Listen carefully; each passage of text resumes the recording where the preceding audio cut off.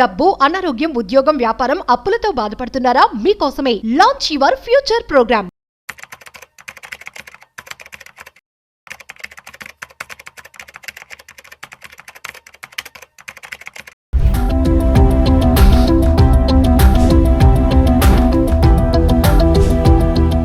నమస్తే, welcome back to Suman TV. ప్రస్తుతం మనతో పాటు ఉన్నారు consumers affairs committee chairman Mandari Krishna Reddy గారు. నమస్తే సార్. నమస్తే అమ్మా. సార్, సిబిఎస్ఈ ఒక కీలక నిర్ణయం తీసుకుంది. మరి ఈ ఏడాది నుంచి 10వ తరగతి పరీక్షలు 2 సార్లు జరుగుతాయని చెప్పేసి, అది ఏం సార్? ఒక్కసారి దాని గురించి వివరంగా. ఇప్పుడు మన 10th క్లాస్ వరకు స్టేట్ సిలబస్ వేరుగా ఉంటుంది, సిబిఎస్ఈ సిలబస్ వేరుగా ఉంటుంది. కొన్ని సిబిఎస్ రికగ్నైజ్డ్ ఆర్గనైజేషన్స్ ఉన్నాయి, మన దగ్గర ఎడ్యుకేషన్ ఇన్స్టిట్యూషన్స్ ఉన్నాయి. కొన్ని స్టేటు గవర్నమెంట్ సంబంధించిన సిలబస్ సంబంధించిన అవి ఆ రకంగా మొదటి నుంచి కూడా ఎగ్జామ్ చదువు అంతా పూర్తిగా ఆ సిలబస్ కింద నడిచేటువంటివి ఉన్నాయి. రెండిట్లో కొంత తేడా ఉన్నప్పటికీ ప్రధానమైనటువంటి అంశాలు దాదాపు ఒకటే ఉంటాయి. కానీ ఎక్స్ప్లెయిన్ చేసే విధానం కానీ కొంచెం కఠినతరంగా సిబిఎస్ఈలో కొంచెం కఠినతరంగా ఉండే అవకాశాలు ఉంటాయి. స్టేట్ గవర్నమెంట్ దాంట్లో సిలబస్లో కొంచెం సులభంగా ఉండే అవకాశాలు ఉంటాయి. ఎక్కువ మంది మెరిట్ స్టూడెంట్స్ సిబిఎస్ఈలోకి వెళ్ళడానికి పాసిబిలిటీస్ ఎక్కువ ఉన్నాయి. అంటే కొద్దిగా డబ్బు ఉన్న వాళ్ళు, ఎఫర్డబిలిటీ ఉండేటువంటి వాళ్ళే సిబిఎస్ఈ సిలబస్ తీసుకుంటారు. పేదవాళ్ళంతా కూడా ఎక్కువగా గవర్నమెంట్ స్కూల్స్ వెళ్ళేవాళ్ళు కానీ, లేకపోతే మామూలుగా వేరే ప్రైవేట్ స్కూల్స్ అయినా కూడా స్టేట్ సిలబస్లో నడిపెట్టున్నట్లుగా ఎక్కువ వెళ్తుంటారు.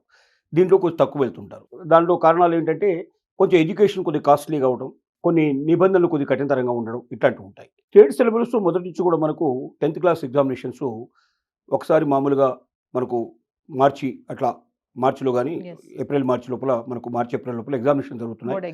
మే జూన్ లోపల మనకు రిజల్ట్స్ వస్తున్నాయి.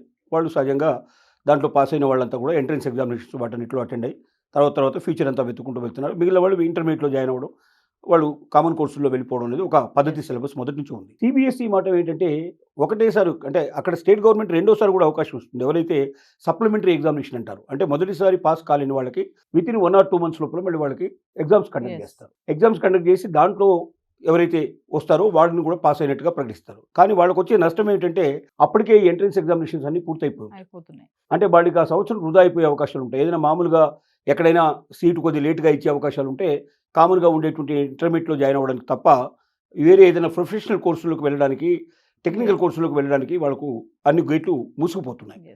సిబిఎస్ఈ కూడా ఏం ఆలోచించిందంటే ఒకేసారి మనం ఎగ్జామినేషన్ పెట్టినట్టయితే ఎవరైనా 1 మార్కు, 2 మార్కులు, 5 మార్కులు అట్లా కూడా తగ్గించిన వాళ్ళు కూడా త్రూఅవుట్ ది ఇయర్ అంతా కూడా వాళ్ళు బాధపడాల్సిన పరిస్థితి ఏర్పడుతుంది. దానికన్నా వాళ్ళకి ఇంకొక అవకాశం ఇస్తే వాళ్ళు పాస్ అవ్వడానికి పాసిబిలిటీ ఉంటుంది కదా. రెండోది ఏంటంటే సపోజు మొదటిసారి జరిగిన ఎగ్జామినేషన్లో తక్కువ మార్కులు వచ్చాయి, ఇంకా నేను ఎక్కువ మార్కులు స్కోర్ చేయాలి అనుకునేటువంటి వాళ్ళు కూడా ఇంకో అవకాశం కల్పిస్తే అట్లా ఇంకా కొంతమంది మెరిట్స్ బయటకు వచ్చే అవకాశం ఉంటుంది. ఎందుకంటే త్రూఅవుట్ ది ఇయర్ చదివినటువంటి చదువు ఒకటి అవుతుంటే ఎగ్జామినేషన్ ముందు చదివినటువంటి చదువు ఇంకోటి అవుతుంది. కొంతమందికి ఆరోగ్యం బాగోలేకపోవడం వల్ల, కొంతమందికి మానసిక స్థితి బాగుండకపోవడం వల్ల, ఇలాంటి రకరకాల కారణాల చేత ఎగ్జామ్స్ టైంలో అంతకుముందు బాగా చదువున్న వాళ్ళు ఉంటారు, వాళ్ళు బాగా తెలివైన వారిని అన్ని రకాలుగా ప్రశంసలు అందుకునేటువంటి పిల్లలు కూడా ఎగ్జామ్స్ టైంకి వచ్చేసరికల్లా కొంచెం వెనుకబడే అవకాశాలు రకరకాల కారణాలు, ఆరోగ్యరీత్యా, మానసిక రీత్యా రకరకాల కారణాల వల్ల, ఇంట్లో ఏదైనా పరిస్థితులు బాగలేకపోవడం వల్ల, లేకపోతే వాళ్ళు అక్కడ ఉండలేని పరిస్థితులు ఏర్పడటం వల్ల, ఇంకా రకరకాల కారణాలు ఉండే పరిస్థితులు ఏర్పడతాయి. లేదా తల్లిదండ్రులకు సంబంధించిన వాళ్ళు ఇంకో దగ్గర ట్రాన్స్ఫర్ అయిపోవడం, సడన్గా ఇట్లాంటి పరిస్థితులు ఏవైనా సరే రకరకాల కారణాల చేత ఎగ్జామ్స్ టైంలో సరిగ్గా చదవలేని వాళ్ళు, ఆ ఎగ్జామ్ లోపల పూర్తి మార్కులు అనుకున్నంత శాతం తెచ్చుకోలేని వాళ్ళకు కూడా మరొక అవకాశాన్ని కల్పించడం జరుగుతుంది. దీంట్లో ఫిబ్రవరిలో మొట్టమొదటి ఎగ్జామినేషన్ కండక్ట్ చేస్తారు, అది ఏప్రిల్లో దాని రిజల్ట్ ఇచ్చేస్తారు. రెండో ఎగ్జామినేషన్ మేలో కండక్ట్ చేస్తారు, దాని ఎగ్జామినేషన్ జూన్ లోపల దానికి సంబంధించిన రిజల్ట్ ఇస్తారు. మొత్తం మీద జూన్ లోపల 2 పరీక్షలకు సంబంధించినటువంటి రిజల్ట్స్ వస్తాయి. ఆ తర్వాత ప్రొఫెషనల్ కోర్సుకు వెళ్ళాల్సిన వాళ్ళు ప్రొఫెషనల్, టెక్నికల్ వెళ్ళాల్సిన టెక్నికల్స్, ఆర్డినరీ కోర్సులో వెళ్ళాల్సిన వాళ్ళు ఇంటర్మీడియట్కి వెళ్ళిపోయే పాసిబిలిటీస్ ఉంటాయి. ఇది ఒక రకంగా చాలా మంచిది. ఎందుకంటే స్టూడెంట్స్కి సిబిఎస్ఈలో గతంలో వాళ్ళకి ఒకటే వరి ఉండేదంటే స్టేట్ గవర్నమెంట్ సిలబస్లో 2 సార్లు ఎగ్జామ్స్ కండక్ట్ చేస్తారు, సప్లిమెంటరీ ఎగ్జామినేషన్ కండక్ట్ చేస్తారు. మొదటిసారి పాస్ కాలేకపోయినా రెండోసారి పాస్ అయ్యి వారు రెగ్యులర్గా వాళ్ళు 1 సంవత్సరం నష్టపోకుండా ముందుకెళ్ళిపోతున్నారు. మేము 1 సంవత్సరం నష్టపోవాల్సిన పరిస్థితి మాకు ఏర్పడుతుంది. ఒకసారి ఫెయిల్ అయితే మళ్ళీ ఇయర్ ఎండింగ్లోనే, మళ్ళీ రెండోసారి సెకండ్ ఇయర్ ఎండింగ్లోనే ఇంకో సంవత్సరం మొత్తం ఆగాల్సి వస్తుంది. అప్పుడే ఎగ్జామ్స్ ఇచ్చుకోవాల్సి వస్తుంది కదా, మాకు సప్లిమెంటరీ ఎగ్జామినేషన్ మాకు లేదు కదా అని ఇప్పటిదాకా సిబిఎస్ఈ వాళ్ళు వరి అవుతున్నారు. అలా వరి అవుతున్న వాళ్ళకి ఇది ఒక శుభవార్త కిందనే చెప్పాలి. రెండోది, ఏదైనా కారణం చేత ఎగ్జామినేషన్ టైంలో సరిగ్గా రాయని వాళ్ళు రకరకాల కారణాల చేత మళ్ళీ రెండోసారి చదివి వాళ్ళు వితిన్ 2 monthsలోనే వాళ్ళ యొక్క క్యాపబిలిటీస్ ఏంటో ప్రూవ్ చేసుకునే అవకాశం ఉంటుంది. ఇది దీనికి సంబంధించినటువంటి అధికారి భరద్వాజ్ గారు, సిబిఎస్ఈ సంబంధించిన అధికారి గారు దీన్ని తెలియజేశారు. ఏదేమైనప్పటికీ ఇది ఒక శుభారంభం. చాలామంది స్టూడెంట్స్కు, కొన్ని వేల మంది, లక్షల మంది స్టూడెంట్స్కి, ఎందుకంటే సహజంగా 10th క్లాస్ అంటే సరిగ్గా లక్షల మీద రాస్తారు. ఆ లక్షల మీద ఉండేటువంటి స్టూడెంట్స్ తల్లిదండ్రులందరికీ ఇది ఒక సంతోషకరమైన విషయం. సిబిఎస్ఈ ఇన్నేళ్ల చరిత్రలో, స్వాతంత్రం వచ్చినటువంటి తర్వాత తయారైన సిబిఎస్ సిలబస్లో దాదాపుగా మనకు 70-75 ఏళ్ల చరిత్రలో ఎప్పుడు కూడా రెండో ఎగ్జామినేషన్ రాసుకునే అవకాశాన్ని కల్పించలేదు. మొదటిసారిగా ఇలాంటి ఒక నిర్ణయం తీసుకున్నందుకు మనం అందరం అభినందించాల్సిందే.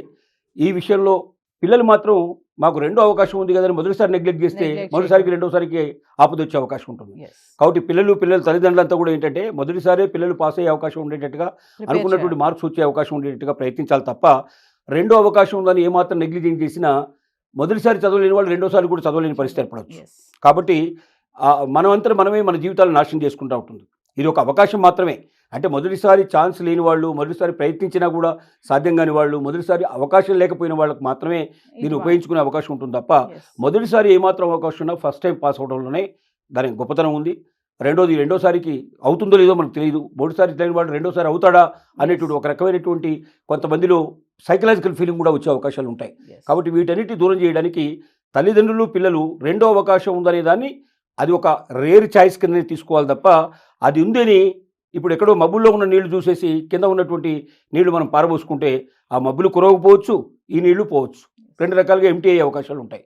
కాబట్టి ఆ పాసిబిలిటీ ఇటు స్టూడెంట్స్ కానీ అటు పేరెంట్స్ కానీ తీసుకోకుండా మొదటిసారే విజయం సాధించినట్టుగా ప్రయత్నించి ఏదైనా కొద్దిలో త్రుటిలో తప్పే పరిస్థితి ఏర్పడినప్పుడు ఇంకా మెరుగ్గా నేను వెళ్ళగలను అనుకున్నప్పుడు రెండోసారికి ఉపయోగించుకోవడం, మొదటిసారి ఏమాత్రం రాయడానికి అవకాశం లేని వాళ్ళు రెండోసారి ఉపయోగించుకుంటే అందరికీ మేలేజ్ అయ్యే అవకాశం ఉంటుందని మన యొక్క విజ్ఞప్తి. అంటే ఇప్పుడు అన్నట్టుగా సార్ ఫస్ట్ టైం అటెంప్ట్ చేసిన ఫిబ్రవరిలో రాస్తారు కదా, ఏప్రిల్లో రిజల్ట్ వస్తుంది. సో వాళ్ళు నెక్స్ట్ ఎంట్రన్స్ ఎగ్జామ్స్కి ప్రిపేర్ అవడానికి టైం కూడా ఉంటుంది.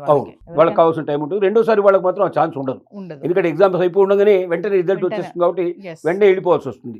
ఎంట్రన్స్ ఎగ్జామినేషన్ వాటికి వెంటనే వెళ్ళాల్సి వస్తుంది.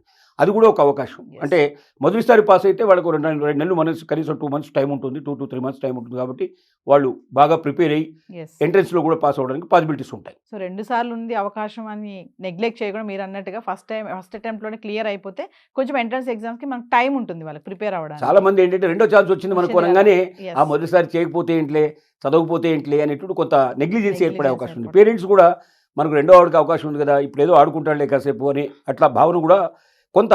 ఎందుకంటే మనకు అవకాశం లేనప్పుడేమో ఖచ్చితంగా దానికోసమే ప్రయత్నం చేస్తారు.